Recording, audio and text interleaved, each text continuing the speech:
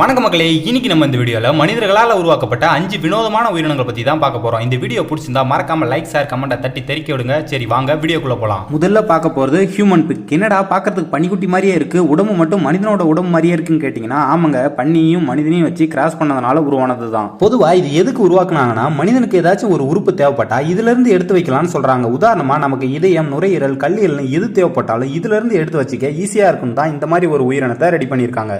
இரண்டாவது பார்க்க போகிறது இயர் ராட். என்ன இது மனிதனோட காது எலி உடம்புல முளைச்சிருக்குன்னு நினைச்சிங்கன்னா, ஆமாங்க, அமெரிக்க ஆராய்ச்சியாளர்கள் எந்த உடல் உறுப்புகளை வளர்க்கறது ரொம்ப கஷ்டம்னு கண்டுபிடிச்சதுல அது காதுன்னு தெரிய வந்திருக்கு. அதனால தான் காதை எலி உடம்புல வளர வச்சிருக்காங்க. குறிப்பா ஏன் எலியை வச்சு டெஸ்ட் பண்றாங்கன்னா, மனிதர்களுக்கும் எலிகளுக்கும் ஜெனடிக் பிஹேவியர் ஒரே மாதிரி இருக்கிறதுனால தான் எலி வச்சு டெஸ்ட் பண்றாங்க. சீன மற்றும் ஜப்பான் ஆராய்ச்சியாளர்கள் இப்படி உருவான காது சரியில்லாதவங்களுக்கு இந்த காதை பொருத்தி சரியும் செஞ்சிருக்காங்க. மூணாவது பார்க்க போறது பெல்ஜியம் ப்ளூ கவுஸ். என்னடா இந்த மாடு பாடி பில்டர் மாதிரி இருக்கு, டெய்லியும் ஜிம்முக்கு போகுமான்னு கேட்டீங்கன்னா, இந்த உலகத்துல மாட்டு இறைச்சியோட தேவை அதிகமானதுனால கிராஸ் பண்ணி உருவானதான் இந்த மாடு. சாதாரணமா 450 கிலோ வரைக்கும் இருக்கு இந்த மாடு. கிராஸ் பண்ணதுனால 1350 கிலோவுக்கு மேல இருக்கும். இப்படி பண்றதுனால ஒரே நாள்ல நிறைய உயிர்களை கொல்றத குறைக்கிறதா சொல்றாங்க. நாலாவது பார்க்க போறது பிளேட் சிக்கன். என்னதான் ஆட்டு இறைச்சி மாட்டு இறைச்சின்னு சாப்பிட்டா கூட அதிகமா சாப்பிடுறது என்னமோ கோழிக்கறி தான். இந்த கோழிக்கறிகளை கிளீன் பண்றது ரொம்ப பெரிய வேலையா இருக்குன்னு திங்க் பண்ணி இந்த மாதிரி முடியில்லாத கோழிகளை உருவாக்கி இருக்காங்க. சாதாரணமா இந்த கோழிகள் பண்ணையில வளர்ற பிராய்லர் கோழிகளை விட வேகமா வளருதுன்னா பாருங்களேன். கடைசியா பார்க்க போறது மேங்கலிட்ஸா பிக். குளிர் பிரதேசத்துல வளர்ற பன்னிகள் முடியில்லாத காரணத்தினால குளிர் தாங்க முடியாம இறந்து போதுங்க. அதனால ஆராய்ச்சி பண்ணவங்க எப்படியாச்சும் காப்பாத்தணும்னு பன்னியோட டிஎன்ஏவையும் செம்பரியாட்டோட டிஎன்ஏவும் ஒன்னா சேர்த்து இந்த மாதிரி பன்னிகளை உருவாக்கி இருக்காங்க.